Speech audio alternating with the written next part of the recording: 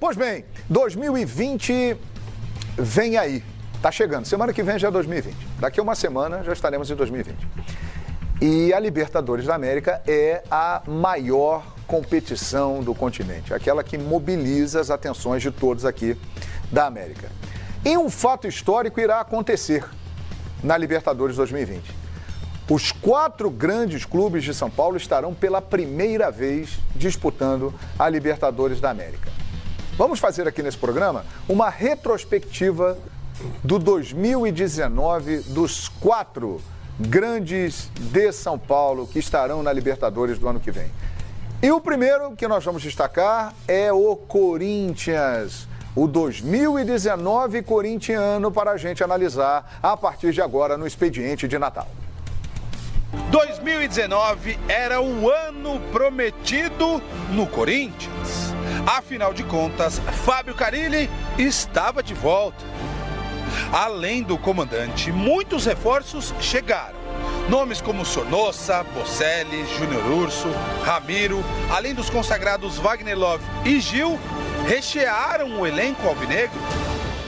No primeiro desafio do ano, o Campeonato Paulista, mais um título. O terceiro seguido de Carille. A final foi contra o São Paulo. Após um empate no jogo de ida, o Timão venceu por 2-1 na Arena, com um gol de Wagner Love no fim da partida. Falando um pouquinho de mim e desses 3 títulos. 2017 a gente jogou muito, 2018 mais ou menos, esse ano pouco, sabendo que pode ser mais. Mas por outro lado, são 23 jogadores que está trabalhando com essa comissão e espero que esse título assim também ganhe uma casca maior aí para que a gente possa jogar melhor e convencer também, né? Mas muito feliz por esse momento. Não sei se eu sou bom técnico, mas eu sei que eu sou abençoado. O primeiro semestre também trouxe o início da sonhada Copa Sul-Americana. Um troféu inédito na galeria do clube. E o Timão deu sinais de que poderia conquistá-la. Passou pelo forte Racing da Argentina, nos pênaltis. E despachou o Deportivo Lara com facilidade logo na sequência. No mesmo período, mas na Copa do Brasil, o Timão também se classificou nas fases iniciais, mesmo com alguns sustos. Goleou a Avenida em Itaquera após sair perdendo por 2-0 e depois superou Ceará e Chapecoense. Nas oitavas de final, porém, veio a primeira decepção do ano. Perdeu os 2 jogos contra o Flamengo e foi eliminado. E a gente sai de cabeça erguida, né? Muito triste pelo resultado, mas contente pelo desempenho e sabendo que a gente pode crescer mais ainda. Enquanto isso, o início da equipe no Campeonato Brasileiro não empolgava, não. Após as 9 primeiras rodadas, antes da parada para a Copa América, o Corinthians amargava a 10ª colocação. No entanto, os 30 dias destinados apenas aos treinamentos surtiram efeito. O Corinthians voltou com tudo. Mesmo com o futebol que não encantava, engatou uma sequência de 14 jogos de invencibilidade. A maior entre todos os 40 clubes das séries A e B desde o retorno da Copa América. Até por isso, na Sul-Americana, o título inédito parecia bem encaminhado. Nas oitavas de final da competição continental, o Timão eliminou o Montevideo Wanderers, do Uruguai. Nas quartas, despachou o Fluminense. Na casa do adversário, objetivo alcançado. O Corinthians estava, portanto, a 2 jogos da grande final. O adversário da vez era o Independiente Del Valle, do Equador. No jogo de ida, em casa, o grande choque do ano. Uma dolorosa derrota por 2-0. Carille balançou pela primeira vez. Eles deram um show de bola, nós jogamos muito mal e perdemos. Saiu barato 2-0. Hoje foi um dia que nós não jogamos nada e eles jogaram muito. Eles se impuseram totalmente. E isso faz parte agora, ninguém vai tirar o Carille, não. Quando ele ganha é bom e quando ele perde também não pode ser tão ruim. A soma futebol pragmático, mas falta de resultados pesava contra o treinador. A situação piorou quando, após a partida, Carille atribuiu aos jogadores mais jovens a causa da derrota.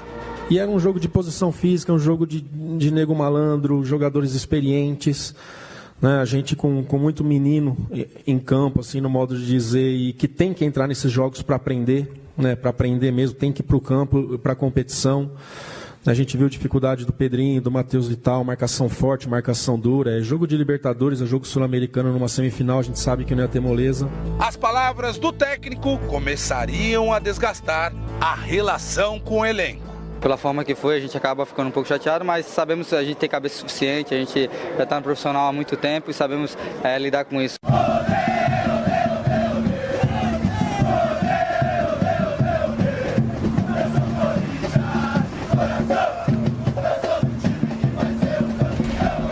No jogo da volta, no Equador, empate por 2-2, sacramentando a eliminação corintiana, a grande decepção de 2019. Andrés voltou a garantir a manutenção de Carille, mas a torcida alvinegra já estava cansada do futebol apresentado pela equipe e os protestos aumentavam cada vez mais. Foi uma semana de pressão, né? Eu tinha preocupação de como o grupo iria reagir. Depois de uma sequência de 8 jogos sem vencer, a gota d'água para Fábio Carille veio após a goleada por 4-1 para o Flamengo no Maracanã. Nós tiramos, foi uma conversa, toda conversa para demissão de alguém é triste. Imagine de um treinador, e um treinador que tem uma história no Corinthians e que está lá há muitos anos. É triste para todo mundo, mas tivemos que tomar decisão. Dias após a saída de Carille, a diretoria alvinegra agiu rápido e anunciou o novo treinador para 2020. O badalado Thiago Nunes, campeão da Copa do Brasil e da Sul-Americana com o Atlético Paranaense. Com a vaga assegurada para a próxima Libertadores, dúvidas ficam no ar. Como será a característica do Corinthians de 2020? O estilo implantado por Mano, Tite e abraçado por Carille vai continuar? Ou será Thiago Nunes capaz de quebrar o paradigma enraizado no clube nos últimos anos? Pois é, 2019 com certeza não é um ano que o corintiano vai guardar com carinho. Não vai fazer questão de lembrar de 2019.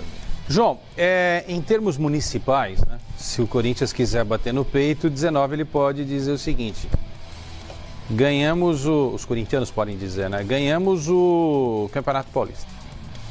Tricampeonato, histórico, né? Ok, parou por aí. Parou por aí. Em termos municipais, que eu digo, estaduais, né?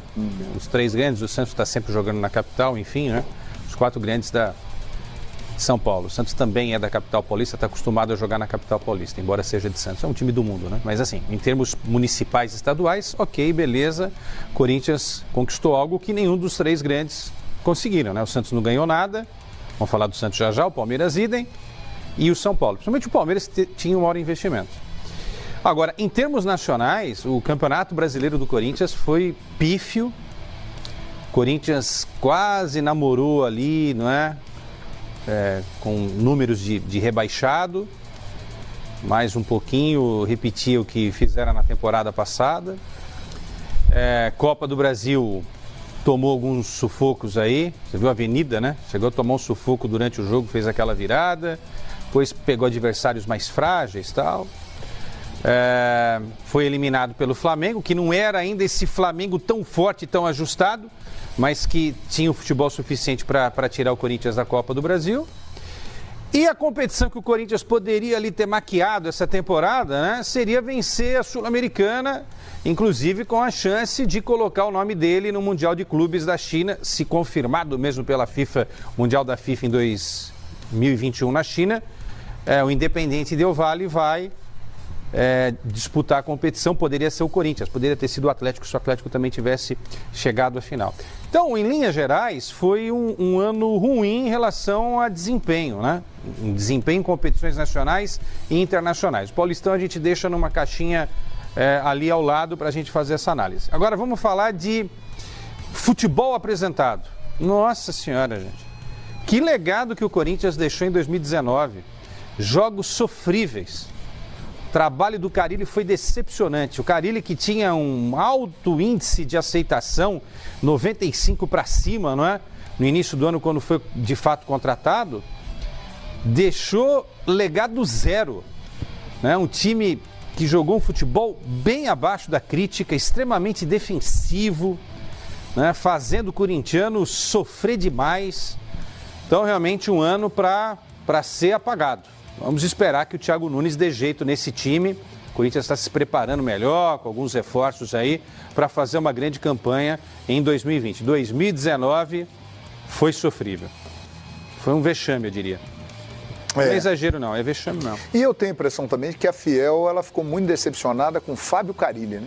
Totalmente. Que quando chegou no início do ano, foi uma contratação... Não só a torcida. Comemorada por todos, né? Pelo que ele tinha feito anteriormente. Puxa vida, ele voltou, o Corinthians vai, né, partir para um bom 2019 e isso não aconteceu, né? O Carille que voltou era uma outra pessoa, né? Até em termos de relação com elenco, com diretoria, com funcionários. Um Carille que voltou, sabe, com 2, 3, 4 passos além da própria realidade que ele se encontrava. O Carille que foi ao futebol da Arábia, que falou muitas coisas em relação a projeto, em relação a dar continuidade numa nova era da carreira, etc e tal, que não abandonaria contrato algum, voltou 4 meses depois da contratação dele, praticamente 5 meses, né, quando ele acerta o retorno ao Corinthians. Para muita gente, o Carille voltou meio que com o ego lá em cima, com uma vaidade excessiva, e isso ficou explícito em muitas entrevistas.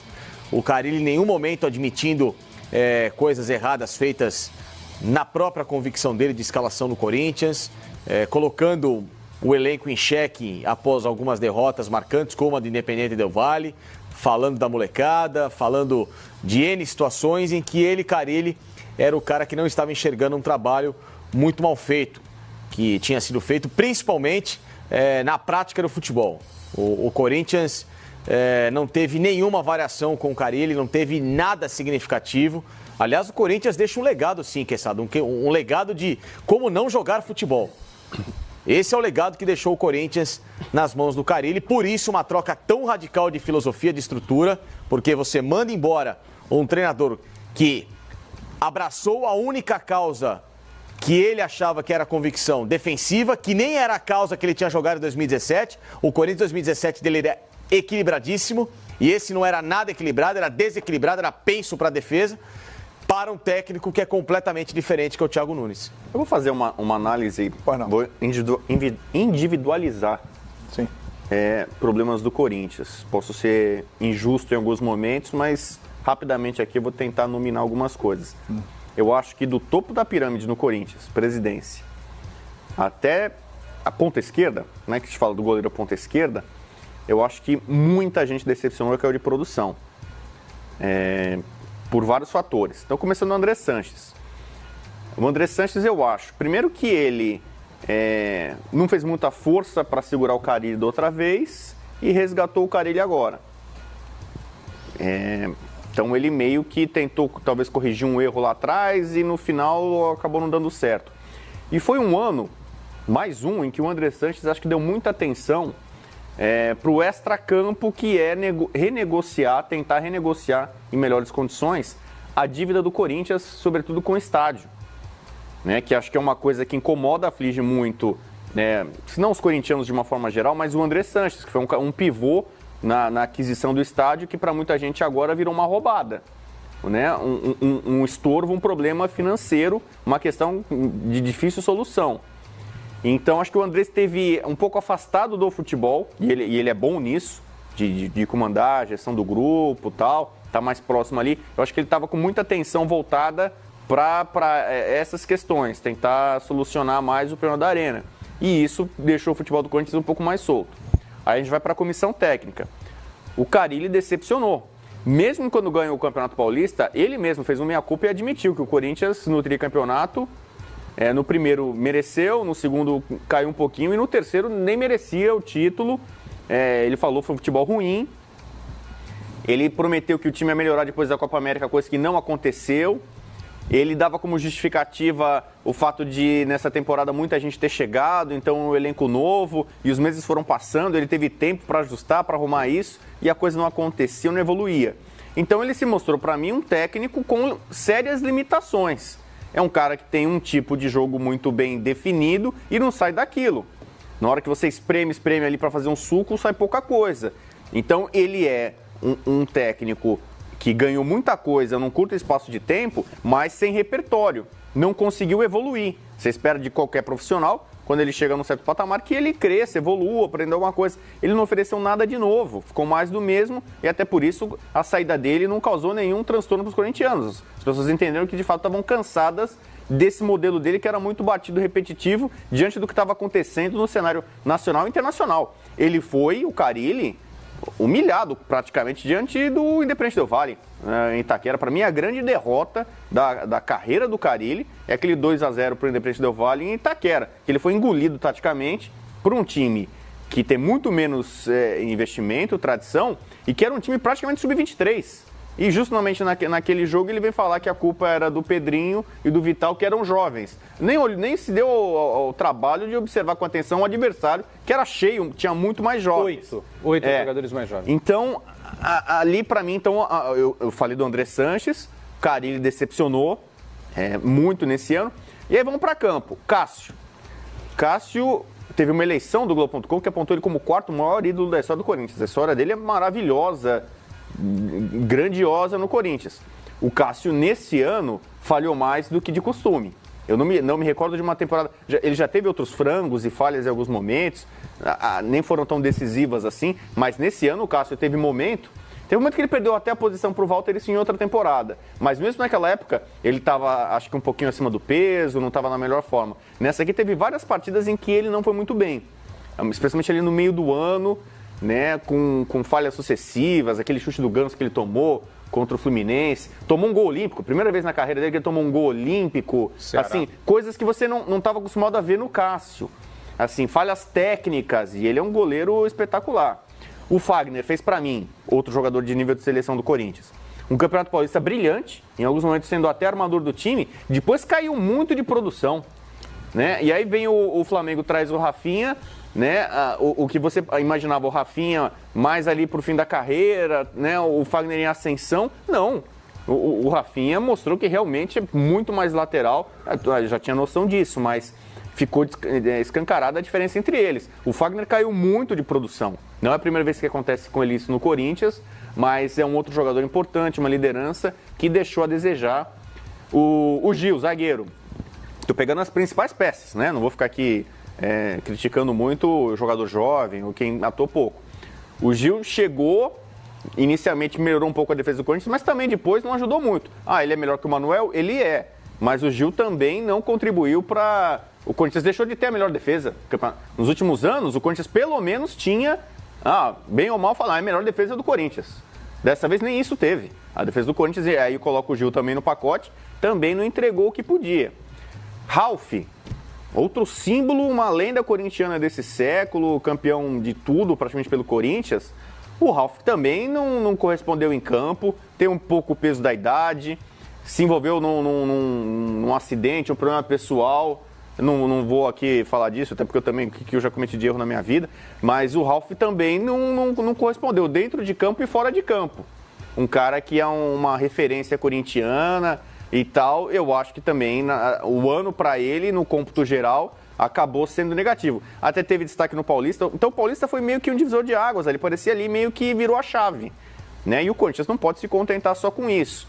O Cleison fez um bom Campeonato Paulista, terminou o ano, o Cleison não estava bem, até passando pela direção, pelo Duílio, pelo André Sanches sem cumprimentar, terminou numa situação desagradável. Wagner Love fez o gol do título do Paulista, foi legal, eu pedi muito a presença dele no time titular. Wagner Love terminou como reserva, perdeu espaço, sem merecer uma vaga no time titular. Então eu estou citando aqui, para não falar de Jadson Sornosa, jogadores que se apostava muito na armação, não funcionaram. As peças principais do Corinthians, da presidência até a ponta esquerda, eu estou falando, não corresponderam, caíram de produção, botaram o pé no freio, diminuíram no ritmo. E acho que até por isso que o Andrés chegou na reta final e depois da derrota para o Ceará, falou, olha, quem quiser sair de férias, pode sair, eu não tô ninguém. Eu vou trocar tudo aqui, vai mudar um monte de gente para o ano que vem. E eu entendo, né? É um reflexo do que realmente foi a temporada. Muita gente deixando a desejar no Timão em 2019. Muito bem, Rodrigo. Rapaz, o ano não foi bom não, hein?